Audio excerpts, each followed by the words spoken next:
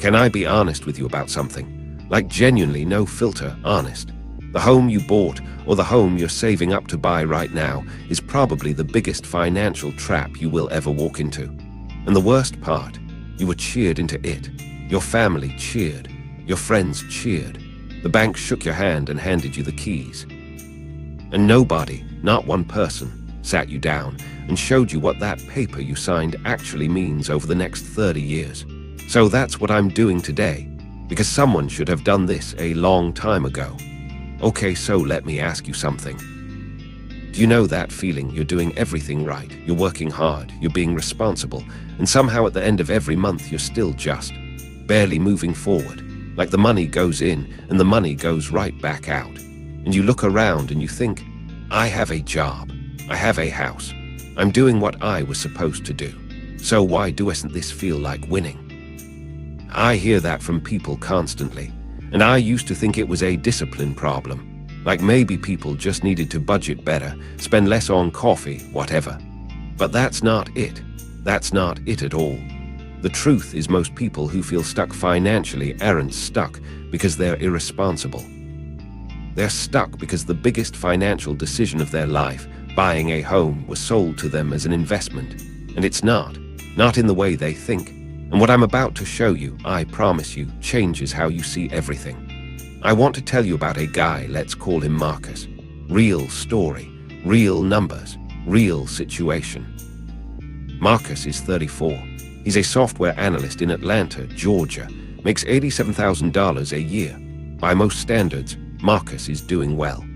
In 2019, he buys a house for $310,000, puts down $31,000. 10%. And I want you to feel what Marcus felt that day, because I think a lot of you know this feeling. He felt like he'd finally made it, like he'd crossed the finish line that everyone told him to cross. He called his mom. His mom cried. He took a picture in front of the house. That feeling was real. That pride was real. His mortgage payment was $1,640 a month. And when he sat with the broker finalizing everything, the broker is practically celebrating with him. Marcus, every payment you make now, that's equity. That's yours. You're not throwing money away on rent anymore. Sounds good, right? Here's what the broker didn't pull up. The amortization schedule. Because in month one of that $1,640 payment, do you know how much actually went toward paying off his house? $349. That's it. $349. The other $1,291 went straight to the bank as interest. Marcus didn't know that. Nobody told him. So 3 years go by. Marcus has paid over $59,000 into this mortgage. You'd think, okay, he's knocked a serious chunk off what he owes. His loan balance dropped by less than $12,000. Then their HVAC dies. That's $7,400 he has to find. Roof starts leaking. Another $3,200. Water heater gives out. $1,100. And Marcus is sitting at his kitchen table one night looking at his bank account going, I don't understand. I'm not going out. I'm not spending crazy. I have a good job. Where is all the money going? And here's the answer nobody gave Marcus. The money is going exactly where it was always going to go. He wasn't set up to win. He was set up to pay. And the saddest part, Marcus did everything he was told to do. He followed every single rule. That's not a personal failure. That's a system doing exactly what it was designed to do. Stay with me, because this is the part where it gets real. All right, let's get into it. The first thing you need to understand about your mortgage is something called amortization. And I know that sounds boring. I know. But stay here because this single concept explains why millions of people feel like Marcus. When you take out a 30-year mortgage, the bank does not split your payments evenly over time. They don't say, okay, here's your principal, we'll spread it out fair and square. No, they take their money first.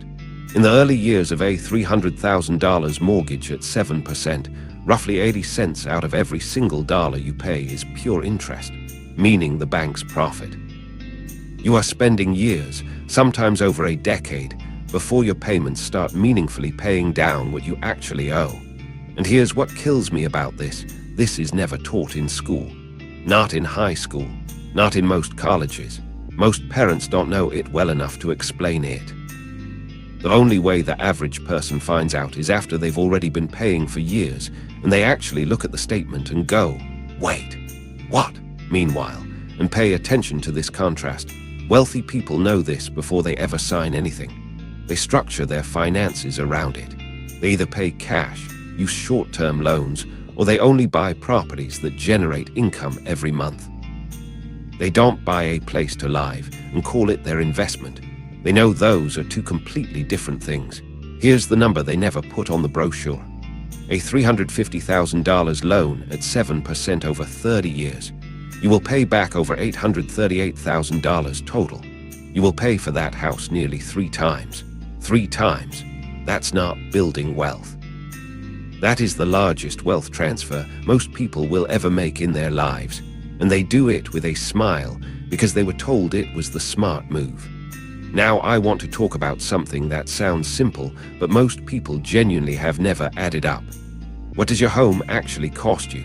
Not the mortgage. Everything. Because I hear this all the time. My mortgage is $1,800. That's cheaper than renting around here. And I totally get why that math feels right. But your mortgage is just the first number. It's the door. There's a whole house behind it. On top of that mortgage, you've got property taxes. That's roughly 1.1% of your home's value every single year. Then homeowners insurance. PMI if your down payment was under 20%, and a lot of people's was. HOA fees if you're in that kind of neighborhood. And then, this is the one people always forget, maintenance and repairs. Financial planners use a rule of thumb. Budget 1% to 2% of your home's value every year just to keep the place in good condition. Not renovations. Not upgrades, just maintaining what's already there. On a $350,000 home, that's $3,500 to $7,000 a year, every year. Nobody hands you that number at the closing table. When you add it all up, honestly, all of it, the real monthly cost of owning a typical American home lands somewhere between $2,800 and $3,800 a month. Not $1,800. Not $2,000, almost $3,000 to $4,000 a month. And we keep comparing that to rent using only the mortgage payment. That's like comparing the cost of owning a car just to the monthly payment and acting like gas, insurance, and repairs don't exist. It makes no sense. While you were told homeownership was cheaper than renting, wealthy people were calculating the full number. Every dollar, every year, every cost. And a lot of times, when you run that honest math, renting and investing the difference actually builds more wealth over time. I know that sounds backwards. I know that goes against everything you were told. But this is not an accident. This is a system designed to make buying feel affordable by only showing you part of the cost until you're already in it and it's too late to walk away. Don't go anywhere, because what comes next is the part that really gets people. Okay, equity. I know. But what about the equity I'm building? I hear this every time I talk about this topic, and I want to be fair, equity is real. It exists. I'm not saying it doesn't, but I want to ask you a genuine question. What is your equity doing for you right now? Like today, right now. It's in your walls. You can't spend it. You can't invest it. You can't use it to pay a bill or send your kid to school. It just sits there, completely locked up, doing absolutely nothing for you until the day you sell the house or borrow against it. And borrowing against it costs you more money. So that's not really a win either. Here's a comparison I want you to sit with. Someone takes $60,000, same money most people use as a down payment. And in 2009, instead of putting it on a house, they put it into a simple diversified index fund. You know what that $60,000 is worth today? Over $420,000. $420,000. That same $60,000 sitting as home equity in an average housing market over the same period, way less. And you couldn't even touch it without selling or borrowing. Now, over the long run, after inflation, U.S. home values have historically returned about 1% per year in real terms. 1%. The stock market over the same long periods, closer to 7% annually. That difference, compounded over 30 years, is the difference between a comfortable retirement and a stressful one, and almost nobody talks about it. Let me address the thing that always gets said at family dinners. But real estate always goes up. I grew up hearing this. You probably did too. And okay, in raw dollar terms, yes, home prices tend to rise over time. But here's the question you have to ask, up compared to what? Because after inflation, after all the interest you paid, after maintenance, after taxes, after repairs, after everything that left your pocket over 30 years, the real return on a primary residence is a lot thinner than the story you were sold. Robert Shiller, Nobel Prize-winning economist from Yale, spent his career studying U.S. home prices going back over 100 years. His finding: adjusted for inflation, home values have been nearly flat for most of modern history. The wild price spikes from 2003 to 2006, and again from 2020 to 2022, those were the exception. Those were the anomaly. That is not what normal looks like. And here's the thing about wealthy people and real estate: they don't avoid it. They love real estate, actually. But the way they use it is fundamentally different. They buy properties that generate positive cash flow every month. They invest in commercial real estate. They put rates inside their tax-advantaged accounts. They invest in real estate that pays them, not real estate that bills them. That one shift in thinking, that one distinction, is worth more than any tip about saving money on coffee. Stay with me. I'm not just here to show you the problem. I'm going to tell you exactly what to do with this. Actually, one more thing I have to show you. Because I want to talk about what happens when you sell. Let's say you bought the house. You held it 8 years. The value went up, let's say significantly. You're feeling good. You're thinking, okay, I won. You go to sell. Real estate agent commission, that's typically 5 to 6% of the sale price. Not a flat fee, a percentage. Closing costs on your end, another 1 to 2%. Then you need to prep the house to sell, repairs, fresh paint, maybe some staging. And then you move, which costs money. On a $400,000 sale, you're looking at $28,000 to $36,000 gone before you even count what you paid over the years. And when people, I mean really honest people, sit down and do the math from day one to closing day, add up every mortgage payment, every repair, every year of taxes, every insurance premium, subtract all of it from what they walked away with, the profit is usually way smaller than the story they told themselves. Sometimes it's barely anything. And that is not because they did something wrong. It's because nobody showed them the full picture when they still had time to make a different choice. That's the part that genuinely bothers me. Okay, here's your move. Because I want to be really clear, this video is not me telling you to never buy a house. That's not the point. The point is know what you're actually doing. Know what you're actually signing. Make the choice with your eyes open. So here's what I want you to do. First, before you buy or before you refinance, run the real numbers. Ask the broker for your full amortization schedule. Total up property taxes, insurance, maintenance, PMI, everything. Get a true monthly cost. Then compare that to what you pay in rent for a similar place and ask yourself what the leftover money could do if you invested it instead.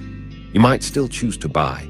That's completely fine. But make that decision with the real math, not the sales pitch.